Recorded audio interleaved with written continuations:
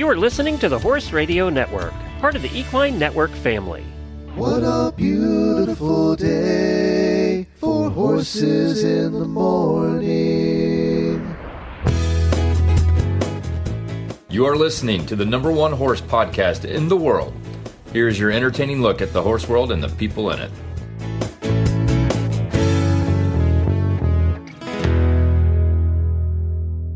I am Coach Jen from Ocala, Florida. And I'm Mary Kitzmiller from Kemp, Texas, and you are listening to Horses in the Morning on the Horse Radio Network for September 5th, episode 3513. Today's show is brought to you by Grazer's Nutri-Treats from Equine Balance Support. What is your favorite day of the week? You never stop learning, you never stop understanding. It's more in depth than just riding a horse. Knowing that for the rest of my life I could work on this and I'll never stop learning.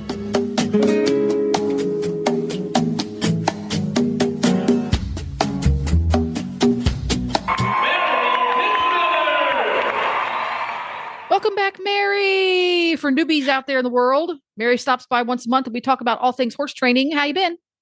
Not too shabby. We finally got some much needed rain yesterday. Of course, it was when I was trying to pack for a horse show, but I'm still happy. So this particular horse show that you're getting ready to head out for, we're recording this show early because Mary has a show.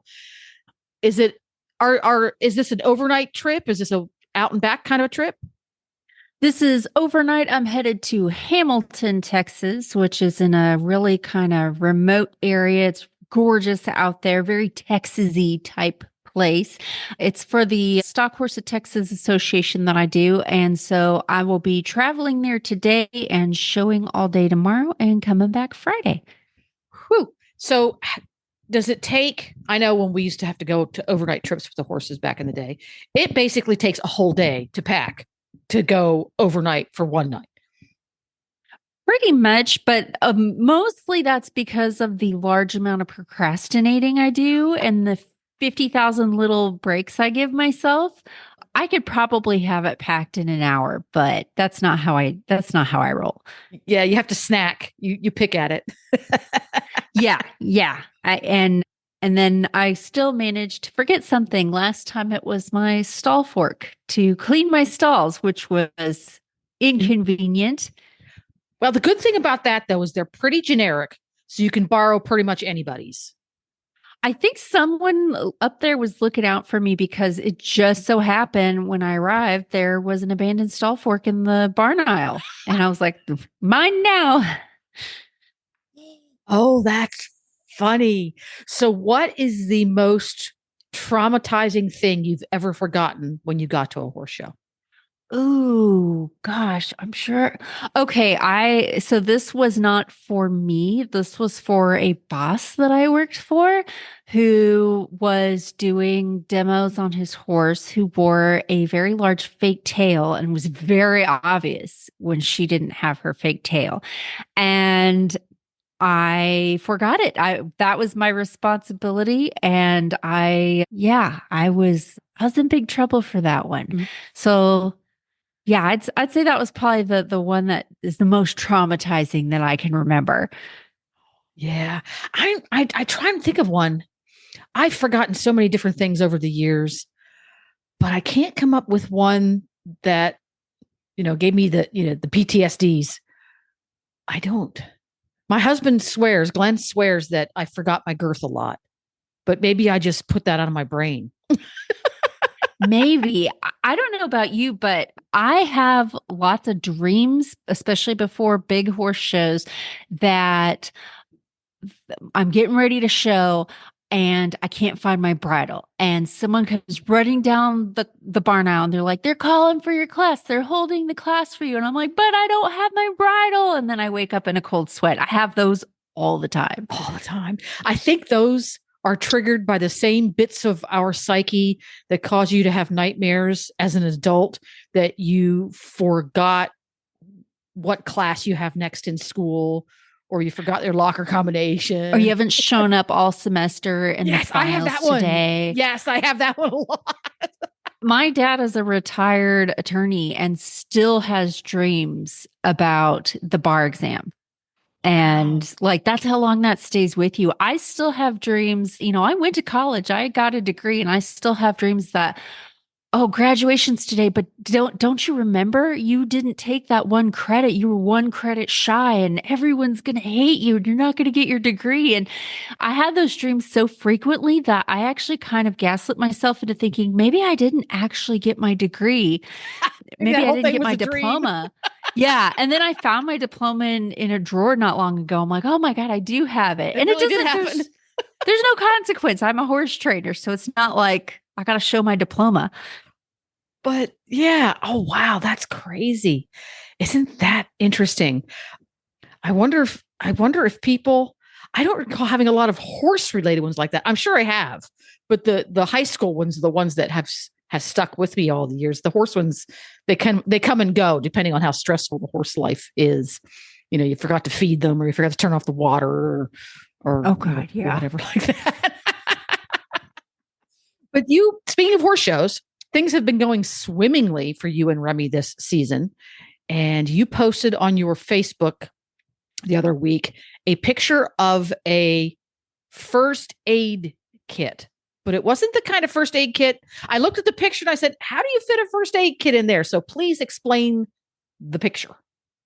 So I am constantly on the lookout for the perfect treat bag. I haven't found the exact perfect one yet, but I saw a Facebook ad come across my page from a company, I think called the Stockyard Exchange, that had the cutest little leather belt bag. And it's got this, I don't know if it's a first aid symbol, but it kind of looks like one. It's like a little red cross symbol. It's a little red plus It's sign. got that look about it, or like kind of a Swiss Army symbol looking thing sewn on the cover. So I made a cheeky little post about it being my first aid for training, because Remy demands several times during the ride that he be rewarded for his efforts. And so that's his first aid when we ride is tons and tons of horse cookies. So you have discovered that one of the ways to get Remy's to focus and get Remy's energy at an appropriate level at these competitions is to continue to use the positive reinforcement that you use at home. So I'm guessing what happened is he realized that when you go away from home, the positive reinforcement doesn't happen, and he loses his enthusiasm. Yeah, I was not doing it as much at shows just because I'm like, it's kind of weird to be the one person in the arena that's like clicking and handing a horse cookies. And peer pressure. Yeah.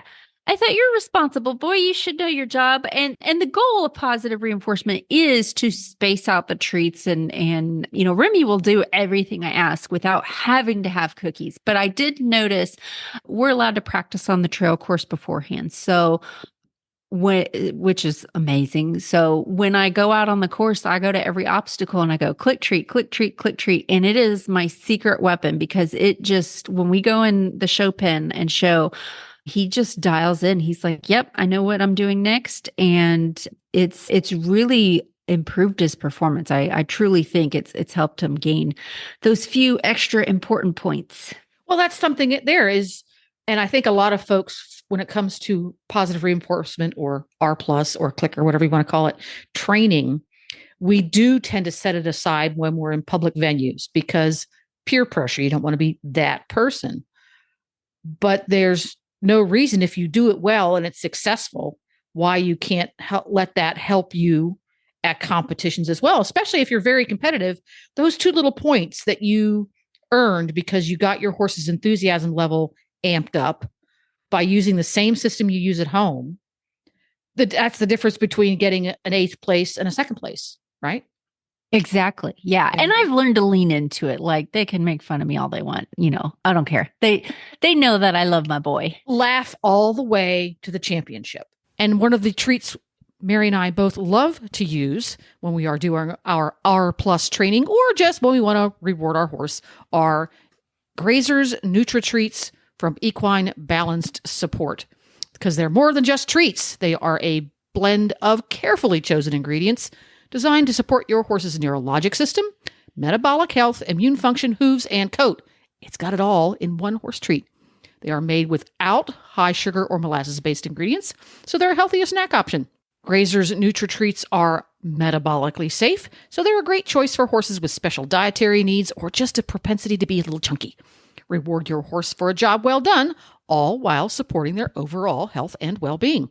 And ding, ding, ding, ding, ding, just for listeners of the Horses in the Morning show, Grazer's Nutri-Treats is giving away a free sample to listeners who sign up. You can go to equinebalancedsupport.com/pages/HRN. We'll also put that link in our show notes, and you can get a free sample size Nutri-Treats, and you will also be signed up to win a great big bag of Grazer's Nutri-Treats. We'll pick the winner on the next episode of Mary's Show in October, so sign up today. And now it's on with the training tip. No, giving your horse treats at the show, just like you do at home for training purposes, was not the tip, although that is a tip. What is our tip and what inspired it? So actually what inspired it was a TikTok video that I was watching. And All it the was times we live in. Oh, I know. Oh, I'm so addicted to TikTok. It's my favorite thing in the whole world. It's rotting my brain, but it can also be educational and informative. So I was watching a video this mother posted about her daughter riding this pony over jumps, and she said the pony keeps tossing his head and my daughter's too small to physically pull this pony's head up. And the pony's got a bit of headgear on to try to prevent that. And anytime the pony hits a jump, he does this little crow hopping. I'm going to throw my head down and hopefully throw my rider right over my head. So you would think that the key, because the pony is tossing his head, is to like physically hold that horse's head and pull it up and try to stop it. So maybe I need to use this special bit, or maybe I need to tighten my cavesson, or maybe I need a special martingale or whatever. But I see issues like that all the time. I see all sorts of issues where we try to solve it by holding the horse's face. And actually, the solution more often than not is to give the horse their face. Normally, when I see an issue in the horse's face, whether they're bracing or they're tossing their head or things like that, the issue oftentimes goes to the horse's feet. Something in the feet is not working correctly. And so you've got to fix that. And then you've got to get out of their face. What you're seeing in their head is just the horse. That's just a symptom. And when you pull against them, the horse is going to fight back by pulling back against you. So now it becomes an arms race. So now maybe I'll get a stronger rider or a stronger bit or a stronger piece of equipment and prevent the horse. And that'll work for a time. And sometimes it'll solve the issue, or it really more than often than not slaps a big old Band-Aid over the issue instead of actually fixing it. So my tip for all of that, because this is kind of a whole plethora of things that can come across when you're training, is to get your horse acclimated to riding confidently and comfortably on a loose rein, and for the rider too as well. So you need to practice. If you can't walk, trot, and canter your horse on a loose rein, and that horse maintains that speed without you having to pull on them, then you've got some issues, and that's going to create even more complicated issues down the road. So every horse that I ride from ride one, I am trying to give them a loose rein as much as possible. And you'll realize how little control you really have by pulling on their face. And the more you give their face back to them, it might be a little scary at first. I do like to have things in place like a one rein stop, or be able to bend my horse laterally in case they get a little too amped up on a loose rein. But every chance I get, I'm trying to give that rein back to them. And the change in your horse by doing this can be really profound. All of a sudden, that pole starts to drop. They get nice and long in their top line. Their gaits start to level out, and they start having their own speed maintenance. It makes a huge difference, and it's a big part of my foundation and training. Dun, dun, dun. Yes. Yes. And that's something we all struggle with, because of course your first reaction is to choke up on the rein when things are going your way. Very interesting. So if you've got issues with riding on a light, loose rein, but your horse doesn't yank and tug, that doesn't mean it's not a problem. Yeah. Right. Now, when we've all seen these horses, the horses that literally violently yank their head out and down to pull the reins out of the rider's hands. We used to call that yawing. Is that what you guys call? Is that what you call it? I don't think I've ever heard a name for it. Yawing seems appropriate. It's kind of like what it sounds like. It sounds like yaw, but yeah, that's a tough. I've had some horses over the years that have come into my care that had very deep-seated yawing habits. And they're tough, and they're tough on the rider too, because I ended up with two torn rotator cuffs dealing with these yawing horses. And yeah, so don't let your horse get to that point. Figure it out beforehand. Now, when you're starting a horse early on in his life, what might be something that someone who's not gone through this process with a horse are there things that we do when starting a horse and teaching them how to give to the bit and give their face? Are there things that we do that will start the horse down that path of yanking the reins? Yes. And that is trying to control your horse, especially a green horse, by pulling back on two reins.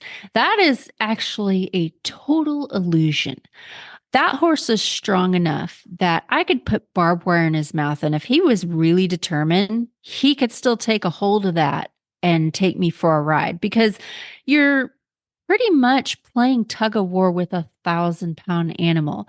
So while my advanced cues do involve using two reins to either kind of do my version of a half halt or stop the horse, I don't start with two reins. I do everything laterally, and I actually do it on the ground before I even get on. I'm starting a colt right now, and one of the big things that I'm checking off my list is making sure that I can take a hold of him laterally and have him yield his hindquarters. So when I tip his nose, say to the left, that should cause his hindquarters to step to the right.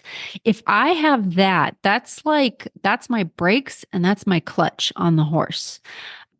So if I have that, then I can confidently ride on a loose rein, because at any given point, if I get scared, the horse gets scared, he goes too fast, maybe he's thinking about bucking, I take that nose to one side or the other and get those hindquarters to step around. So when I talk about it being my clutch, if a horse is frightened or they're very hot, I cannot force that horse to stand perfectly still. He's a prey animal. He's got to move his feet.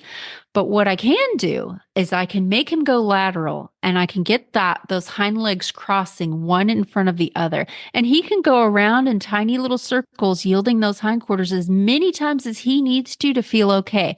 So I haven't completely taken away his ability to move his feet and settle himself. But what I have done is, if any of you guys haven't ever driven a stick shift, when you push in the clutch, the engine's still working, but your car's not going anywhere. And that's exactly what that's doing.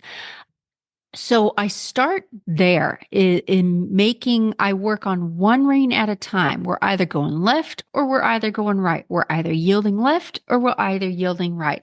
When I get the softness in one rein or the other rein, then I can start introducing two reins at the same time. So from the very beginning, that's what I do. And if I ever feel if I did get a horse and that has this yawing issue, if I picked up on the reins and that's what they did was rooted through my hands, I would go into a hindquarter yield. I have more power and leverage that way. I'd get that horse to yield. And as soon as that horse yielded the way I needed him to, meaning they're soft laterally, they do with their feet what they ought to do, then I give the rein back to them. And I want that horse to know, I will give you freedom in your face. You just have to listen. That's the really important part. It's not how hard you pull. It is, when are you going to release? Because a horse that yaws is a horse that doesn't believe you are going to give his face back. So he's taken matters into his own hands. He's like, I don't like you pulling on my face. You never give the rein back to me. So I'm going to take it away from you. So if I create a new contract with my horse of, listen, I'm going to ask you something and I'm going to do it effectively so that you respond in the way that you're supposed to. And then as soon as you do it, I'm giving your face back to you. It'll take some time for that horse to learn to trust it again, but it will happen. There you go. Yes, it's definitely this is a slow, long-term kind of a fix. It's not something that goes away in 30 days. And if it does go away in 30 days, it's not really gone away. It's just been suppressed. Yeah. It takes some time. And you have to be true to your word with that horse. Like, I will release when you're good, and then the other caveat on that is if I have a horse that's never done that before and they start doing that rooting through the bridle, acting really fractious with that bit, it might be time to have their teeth evaluated just to be safe. Well, exactly. And I suspect a lot of horses start down that path because there is some physical discomfort that is not addressed. And physical discomfort can be very, very, very hard to track down if it's something in their neck or their poll. It could be in their hocks, for goodness sakes, because when they give to the bridle, they have to engage their core, carry a little weight in their hindquarters. Could be in their back, could be in their hocks, could be a little of both. So it's a very complex problem from that point of view. So you're absolutely right that you need to look at the physical contributions that are being made there, the training contributions, and this is a topic for a different show, is the rider contributions, in that what you think you are asking the horse to give to your hand and then release, your timing might be inappropriate, which is actually making the problem worse. And you don't realize that. So that's where having eyes on the ground can be very useful with it. So there you go. Who knew that rooting on the reins and riding your horse on a loose rein could be such, we could spend an hour on that. Oh, yeah. It's a whole thing. The whole thing. Well, the next part of our show, after we catch up with Mary and listen to her training tip, which is always inspired by something interesting like TikTok, we get some listener questions. And the listener questions come from our auditors. And auditors are folks who help support the Horse Radio Network hosts like Mary by becoming members via Patreon. And every month when Mary does her show, she puts a little post up on the Top Secret Horse Radio Network Auditors Facebook page and says, hey, who has training questions? And folks submit questions and then we chat about them. And sometimes we even have the people who ask the questions on the show if they're not afraid of being judged. No judgment here, people. And to talk about the problem. So what is our first training question that was submitted by listeners today? This one is from Tracy, and she has a young horse and wants training ideas for the first few rides off the lunge line. The horse happily leads or ponies anywhere. So I am going to assume that the horse has had a rider and had someone lunge them. So the horse has been lunged with the rider on the lunge line, and possibly the horse has been ponied with a rider or led with a rider. So now we want to take away the training wheels and ride off of the lunge line. So I would say, first off, if this is the first time with the rider having the controls, to start off in a safe corral, so either a round pen or an arena, preferably something with a fence, something, the horse is used to. I wouldn't just go take her on a trail ride. And like I said, with the training tip, the first time that I get on my horse and I'm the only one controlling things, I'm going to do something laterally. So I like to do either a hindquarter yield, or I'll walk in a small circle to the left and to the right. And the reason I do that, it's easier to get the horse going forward off to one direction rather than straight forward.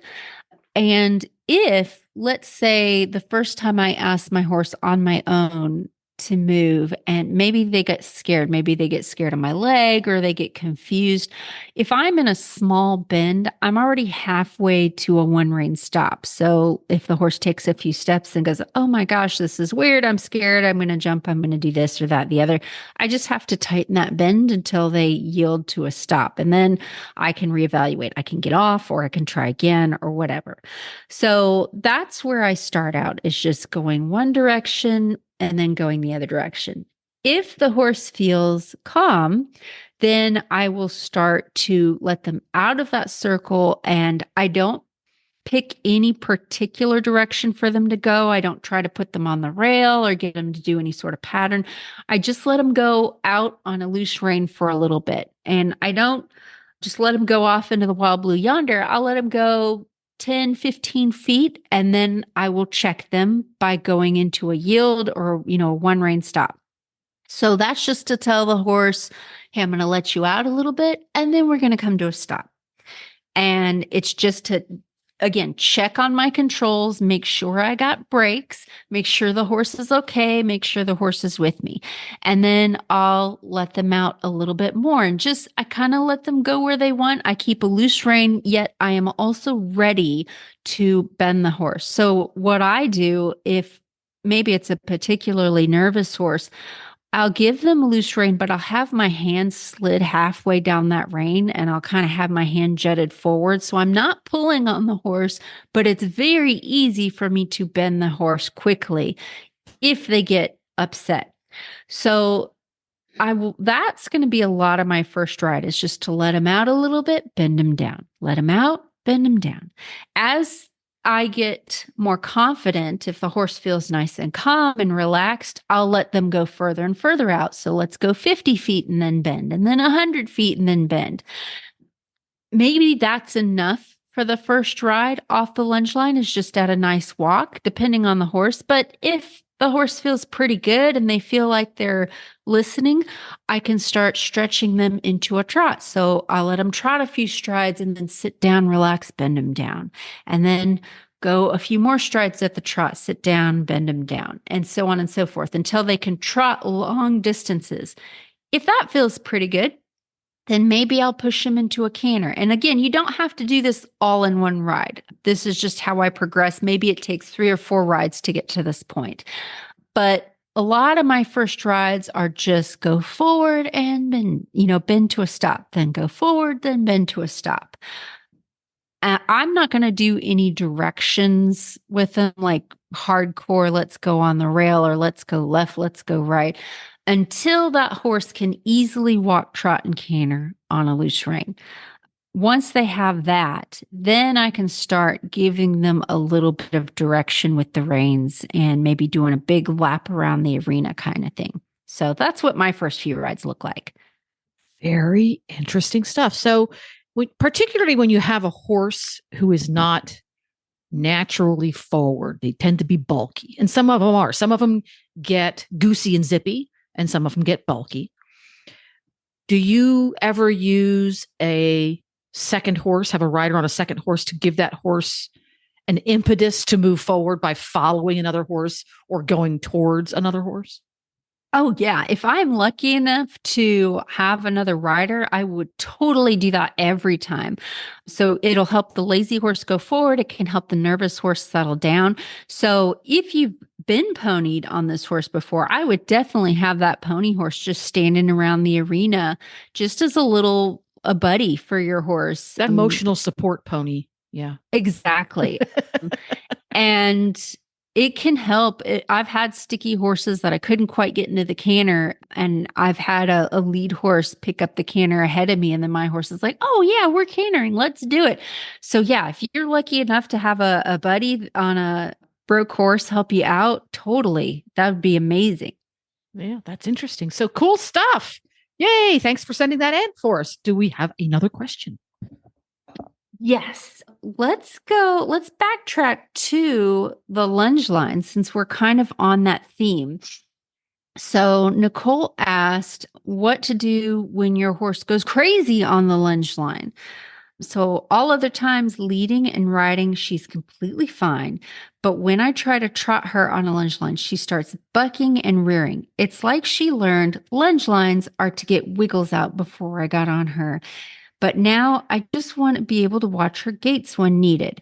And that's a pretty common problem. I see this with horses in, yeah. Yeah. You see this a lot because that's what people do. They put them on the Yeah. lunge line and let them get the yayas out. Yeah. And I'm guilty of it too. I'm guilty, like with Remy especially. I'll just chase them around and say, just get it out. You're fine. I don't care what direction you're going. But when that's done, overly done, then you have a horse that their brain just turns off. I've seen this with round penning a lot too. I think the round pen is often abused in this way, where as soon as you turn that horse loose in the round pen, they just go around and around and around and around. And it's like, just stop and think. Because at that point, you can't get any training done. Yeah, you can get the zoomies out, but it's if you want to use the round pen or the lunge line for training, now you've got an issue because your horse is just turned into robot horse that's not listening. Yeah. So I treat the lunge line just like I would treat a ride. To me, lunging the horse has several different maneuvers. It's not just you're on a long line, go crazy. Because I have been run over and kicked and drugged by horses just being stupid on the lunge line. It can be very dangerous. So I would start teaching your horse some groundwork exercises to lead up to the lunge line. So some things that I like to have to teach my horse to lunge, some exercises I like to teach my horse to do is one, I want to be able to get my horse to back away from me to the end of my lead rope. So I often use a 12 or 14 foot long lead rope as my lead/lunge line. So I teach my horse that if I stand perfectly still and I put some wiggle in that lead rope, that horse backs up as much as I need them to. So that's number one. That's often the first thing I need to do in clinics because horses tend to be nervous in a clinic setting and they're kind of running over their owner and going in circles and not listening. And that can be very dangerous because that horse is right on top of you, not paying attention. Again, I've been kicked by horses on the lunge line because when they went tearing around in a circle, they were way too close to me and they kicked out having a grand old time and I was collateral damage. So number one, I teach my horse back off of me. And this is just getting your horses, we're just knocking the rust off of the gears in their brain because his brain has gotten all rusty when it comes to lunging. So I teach him to back up and I work on that until that's pretty dang good. So now my horse is at the end of my lunge line. They're about 14 feet away from me and my horse is facing me.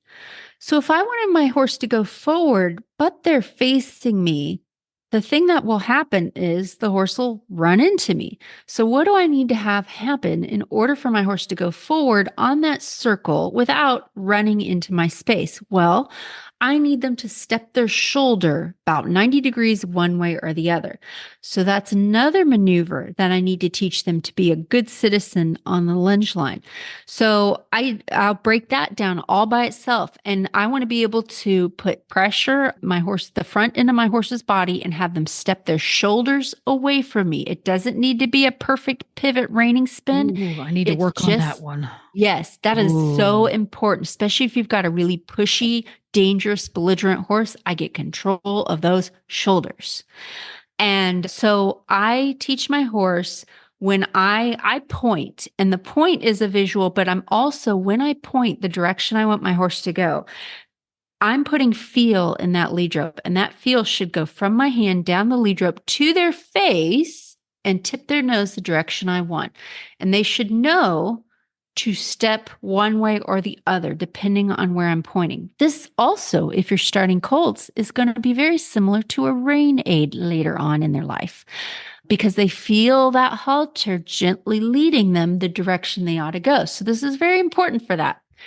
So I work on that until it's very good. I don't send my horse forward until I've got the space between me and them, and I can have them step their shoulder one way or the other.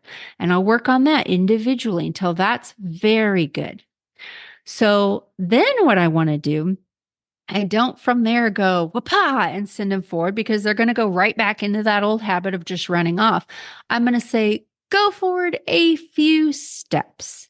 And then I'll let them go forward a few steps. And then what I do is I'm going to tip their nose toward me and put some pressure with my lunge whip or the end of my lead rope or body pressure to get that horse to step their hindquarters away from me and face me again. That's my one rein stop.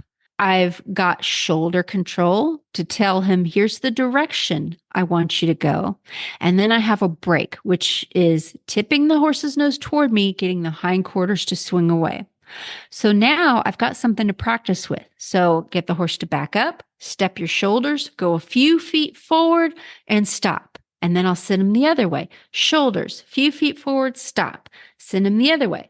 And then hopefully by now I've got my horse's brain working and they know they have to listen to me because I'm asking them very specific things every few moments, like, hey, pay attention, pay attention. This is what I'm asking.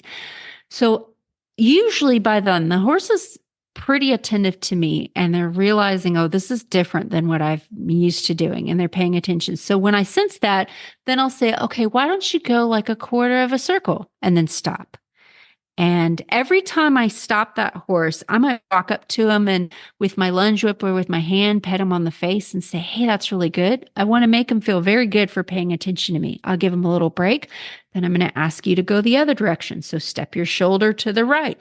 Let's go half a circle this time. Now I'm going to tip your nose, send your hindquarters away until you face me. Take a 10-second break. Now we're going to go the other way. And I just keep feeding them out onto that circle a little bit more, giving them a little bit more of my trust.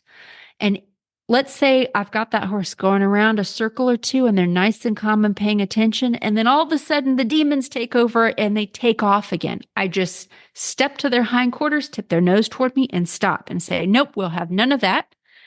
I'm not mean about it. I'm just saying, nope, stop that right now. I'm just interrupting that thought process.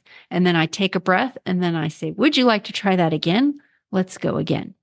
If that makes sense. Oh, that does make sense. Nigel, my OTDB, was like this horse described in our question, in that as soon as he was on a lunge line, or even worse, in a round pen, he was a raging maniac.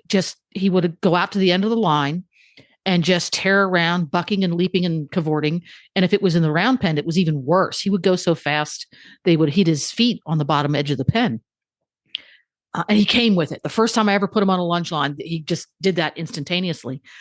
So it was a little bit of a chore to help him realize that that wasn't what I wanted him to do. And being a thoroughbred, he's perfectly happy to run around like an idiot, right? It's one of the things they do well. And that took quite some time. And not doing that in a round pen took nearly a year till I could get him to go to the point where I would walk him into a round pen. All I would do is walk him in there and take whatever line I had off of him and get him to take a few steps at a walk. It didn't matter how close or how far, just walk a couple of steps. That's all I want you to do. Put the lead rope back on and leave. So it depending on how deep seated this is, it can take a little while. And something that I found helpful, particularly when using the lunge line with him, is I made a habit of putting him on a lunge line at the end of a good ride, a day that things went well. And we ended on a happy note. Everybody took a deep breath and said, oh, I'm so good at this, and gave ourselves a pat in the back. Well, then I put him on the lunge line, and to start, literally walk one circle on the lunge line, rub the face, go back to the barn.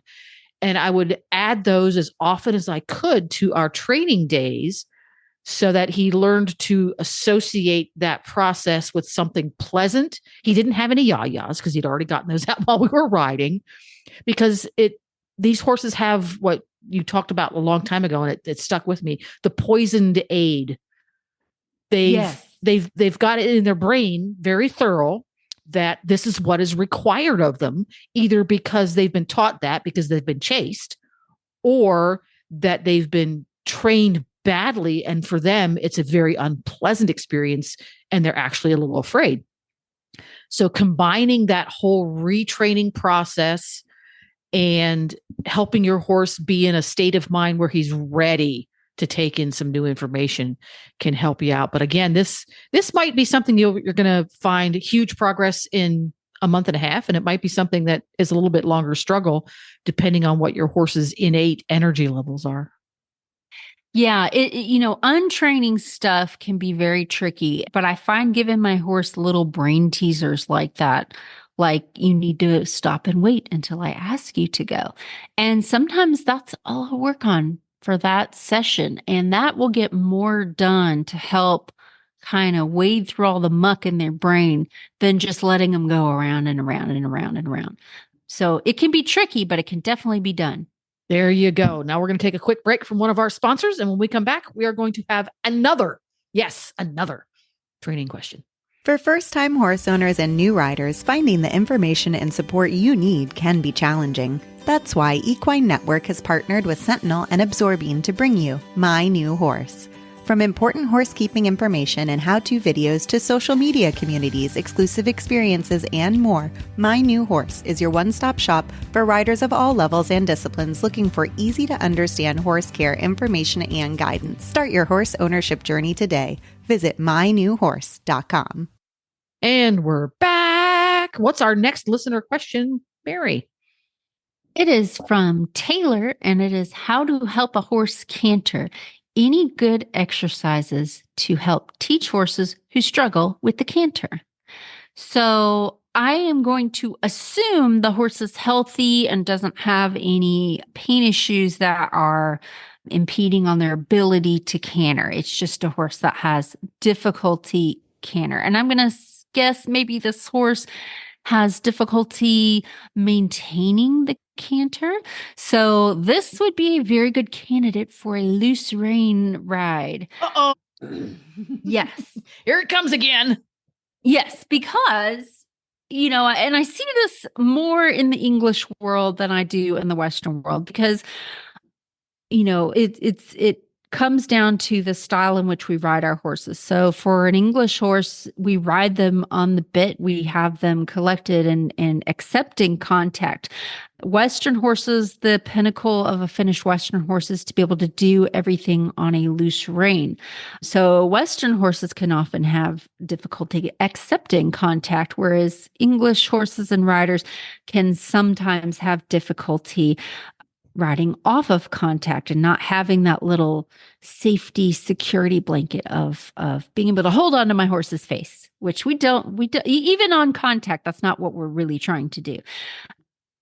So if the horse has difficulty getting into the canter or maintaining the canter, I don't worry about collection or where their head position is. I give them their face. I do this on a horse that hopefully I have developed a good stop on. I can either laterally yield that horse into a stop if I need to, or that horse will accept me half halting or halting them, and they listen to that well. So if they have that, then I have pretty good confidence on riding them on a loose rein. So for a horse that maybe has never cantered, has trouble getting into the canter, I will do my transitions to canter from a really good working or even extended trot, because it takes a lot of power for that horse to push into the canter from the walk. To me, that's pretty advanced. So oftentimes I notice that horses have trouble cantering. Maybe their trot isn't as good as I thought it was. And sometimes that horse even has trouble in the walk. And sometimes that horse even has trouble getting into the walk from the halt. Oftentimes it'll show up in the canter, our issue, but it's really kind of prevalent throughout all of our horses' gaits. So if I notice any of those things in the lower gaits, like maybe it's hard to push them into a walk and maintain a walk or a trot, I'm going to work on those lower gaits and get them really good. It should be easy to get my horse to walk and trot and to stretch out that walk and trot as much as I need to. So let's say you worked on that. I'm going to now ask for the canter. all I'm going to look for in the beginning is a few strides. So I like to put a horse like this on the rail and going forward, nice loose rein. We're going to work on that trot, and I'm going to make that trot bigger and bigger and bigger until they just roll over into the canter. I let them canter a few strides, and then I allow them to come back to trot. If maybe getting into the canter was exceptionally difficult for that horse, maybe I'll even have them come to a complete stop and let them have a little rest and pet them on the neck. Horses that are lazy, or maybe they have difficulty with the higher gates for whatever reason, when I finally do get them to open up those gates and go forward for me, I want to treat it like they won the Olympics. I want them to know, if you give me effort, I'm going to give you the world. So lots of little breaks, lots of allowing them to come back to the trot, the walk, or even standing still is very important. Oftentimes, a horse that has difficulty maintaining the canter has difficulty getting into the canter. So we're just going to work on getting into the canter to start. So I'll do this when the horse is relatively fresh. I might do a few warm-up exercises, make sure they're warmed up, make sure they're listening, but I don't want to do this at the end of the ride when they're tired. So I'll work on that of just going trot to canter and then come back, trot to canter, then come back, trot to canter, come back. If that is pretty easy, then I will have them canter more and more until they can maintain that canter. I'm not going to pick up on the reins and do any kind of collecting or anything like that until that horse can canter around the ring several times on a nice loose rein. Until I have that, there is no use picking up on that bit, because you're just going to impede that forward motion on a horse that already has difficulty with it. So forward and relaxed and on a loose rein is the thing you need to work on first. Lots of breaks. Don't work. Sometimes I'll do on a really pokey horse, I'll do 3 canter transitions on either side and then say, we're done cantering for the day. So maybe a shorter training session is actually going, the next time you go to work on that, if you find that, wait a minute, he's trying a little harder than he did last time, rather than going, oh, he's trying even harder, I should do more, continue to keep it short. And maybe that's really one of the keys to helping him get through it. Yep, exactly. I think find your horse's starting point, something that they can easily achieve, and then build from there. There you go. Build slowly and gently. Wait for a few minutes to see if there's a breeze in the room that is going to knock down your house of cards before you put the next layer on. Exactly. And one of the things we used to do a lot, and this was as much for the rider's benefit as the horses, for cantering struggles. Something you also want to keep in mind is check and make sure it's not rider influence that's causing at least part of your issue. If someone else is able to canter your horse perfectly just fine, or if the horse canters just fine without the rider at all, get some help with what you're doing, because you might be inadvertently making it more difficult for the horse to do canter work. So that's one thing you can do. And something else that we used to do a lot is use grids to your benefit. Grids are just straight lines, generally straight lines, of jumps that have a very specific distance between them, so that the horse can either land and take off again, or land and take a prescribed number of strides before taking off again. And when you use those sorts of things, it helps the horse rock back on his hindquarters, carry himself appropriately, and push off with those hind legs, and therefore strengthening his core, strengthening his hindquarters. But also, when the horse lands, it's his natural tendency to be cantering on the landing. When you watch a horse jump anything at liberty or whatever, they very rarely land and continue to trot. They land and they start to canter, and then they'll come back to a trot if they're in the mood for it. So if you're not familiar with using grids, do a little research, maybe have some eyes on the ground to help you. But grids can be your friend to help with enthusiasm as well as strengthening. Oh, I love that. Ta-da! And now we're going to take another quick break for a commercial from one of our sponsors. And when we come back, we're going to have our final training question. You can enjoy your favorite equine videos all in one place with Ride TV, the ultimate equine streaming platform. The newly relaunched Ride TV has all the series you love, like mini horses and ridiculous ranches, plus top-tier training videos and event footage from Horse and Rider On Demand and BarrelRacing.com. Live the action, learn from the pros, love the stories. Subscribe to Ride TV today for only $19.99 to see where your ride takes you. Visit ridetvgo.tv to subscribe. And we're back. And I think we saved the most interesting question for last, because I'm curious about cows and horses and cow work. So I'm curious what you have to say about this one. Yes, this is from Kelly Jones. She says, I have a horse that came from a very bad past, and one of his major triggers is cows. Ooh, mysterious. I wonder what a cow did to the poor horse. Even today, we went past somewhere where cows are out overnight. He could definitely smell them riding this morning, and it's pure fear. Oh, that's a tricky one. So when I'm training a horse to work cattle, oftentimes we have the luxury of having the cow in the arena with us, and we can track the cow. So before we ever have the horse work the cow, we just follow the cow around. We don't have any expectations. And the more the horse follows the cow, the more confident they get. And then pretty soon they'll get right up to the cow, and that's where you build their confidence.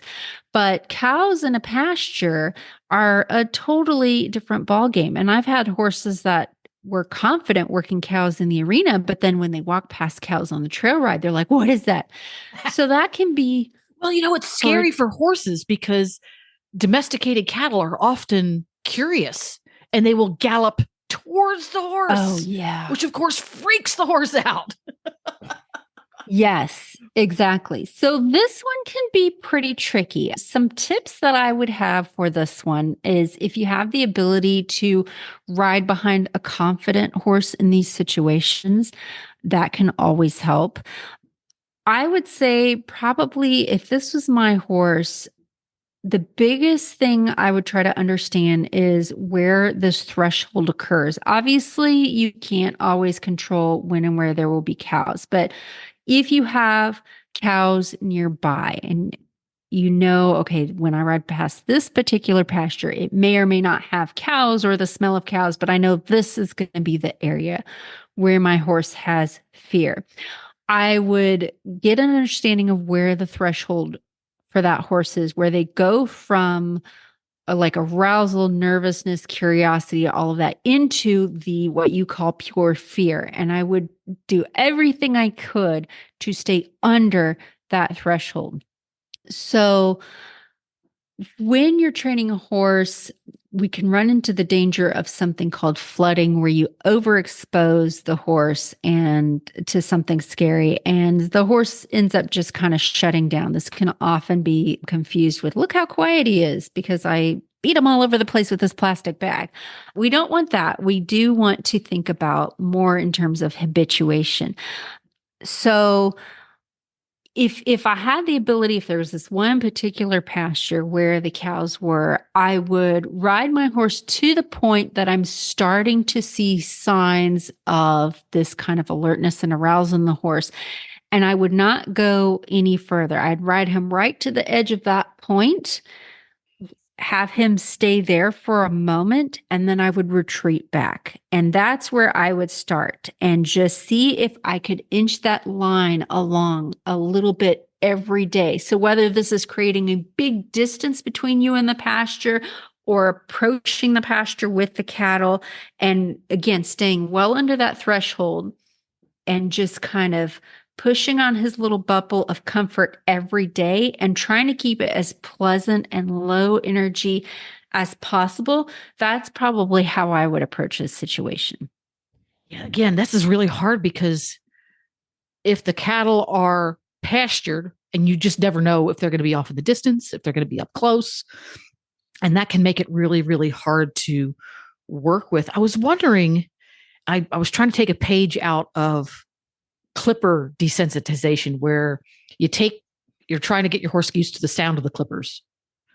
So you just take the clippers every morning at feeding time, take the clippers and set them on a towel on a table and turn them on. so that they're going while you're doing feeding. So every time the horses hear the clippers, they're going, oh, it's breakfast time. I hear clippers, to kind of rewire what they think of that sound, what they associate that sound with. If the smell of the cattle are a trigger, get yourself some cow patties and bring them over to your farm. That would be a creative way to do it. Yeah. And you can do things like, I'm going to take a few cookies with me on my trip. And every time we get near the cow pasture, we're going to have a little cookie break and then move on. Let me interject right there. And this is the mistake I see all the time, especially for folks who use cookies as a reward, whether they're following positive reinforcement protocol or they just like to reward their horse. Make sure when you do that, the horse is still under threshold. Don't wait until his eyes are bugging out of his head and he's snorting and he's dancing to try and shove a cookie in, because then all you've done is shove a cookie in his face and distracted him. He wasn't in a place of learning. Make sure you're below that threshold when you're doing it. And I pointed my finger and waved it in the air at you. The other thing, another little exercise you can do is, let's say you get your horse to the point that you can walk past the pasture at a distance, and they handle it pretty well. If they're up to that point, what I would probably do with that, I would never try to turn my horse away from the scary thing, because that, once the scary thing's behind him, that can create some scary situations. So if I got my horse to where I could walk down the road past the pasture and they're reasonably okay with it, I would go to the end of the pasture, turn my horse toward the pasture, walk the other way, toward the pasture, walk the other way, and just go back and forth, turn into it and walk the other way. And you'd be really surprised how getting your horse to turn into the scary thing can actually help acclimate the horse to the scary thing. But I would say that the most important thing, no matter how you approach it, you're going to have to get creative, is to know where that threshold is. Don't cross the threshold if you can help it. When you get to the point where the ears are starting to go, he's starting to get a little tense. If you could stay in that moment until he calms down before going further. In fact, I would stay in that moment till he calms down and then go away from the scary thing. I do this with horses that are hard to trailer all the time. Once they cross their little boundary of fear with the trailer, let's say I couldn't get them within 10 feet of the trailer and I finally get them within 10 feet of the trailer, instead of continuing to go forward, I'll take them well away from the trailer. Like, oh my gosh, what a huge thing you just did. Let's get out of here. Let's go away from the trailer. And maybe I'll put them away for the day, or I'll take a good break, let him go chew some grass, and then we'll go up again. And as long as that horse knows that going away is going to be an option, that they're going to be able to leave it once they conquer their fear, it gives them a little bit more confidence each time. There we go. I would love for Kelly to reach out to us again in a little bit and let us know what she's doing and what kind of progress she made, because this is a very interesting, complex problem, because you're not in control of so many of the ingredients. And I think a lot of training issues that we have with our horses boil down to not having control of so many of the parameters. Yeah, that can be really tricky. And that's why I do things like have a good one-rein stop. I teach my horses all sorts of exercises, both on the ground and under saddle, when I'm in a controlled setting of, when this happens, you listen to me, put your attention on me, I'm going to get us to safety. And that's a whole show's worth of things I do to get that to happen. Right. But it's very important that your horse looks to you for help. That's right. And by continually training and allowing the horse to get the edge of his threshold, where he goes from thinking to not thinking to flight, get to the edge, but not over, and then coming back. And the more you repeat that successfully, the more the horse is going to be able to go, oh, can you help me with this? Can you? And but then each time you screw it up, you lose a little. So it's all on us. Yeah. So for folks who want to appropriately stalk you online, have you come out and do a clinic, help them with training their horse, et cetera, where can they find you? You can find me on Facebook, Mary Kitzmiller Horsemanship, or online, marykitzmiller.com. Dun, dun, dun. And the Horses in the Morning crew will be back again tomorrow with more fun and giggles, and it'll be Friday, so it's really badass Friday.